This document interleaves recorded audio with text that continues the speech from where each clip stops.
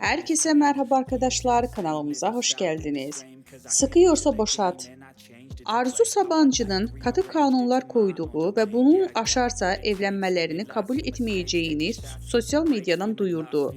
Hande Erçel müstakbel kaynanasına öyle bir cevap geldi ki, ünlü oyuncu Sabancı'nın yaparsan oğlumla evlenemezsin, evlenmiş olsam bile boşatırım diye haber yolladığı ilk kanunu önceden çiğnediği hem de ardından sosyal medyada ilan etti. Hande Erçel Arzu Sabancı'ya sıkıyorsa boşat diye paylaşım yaptı.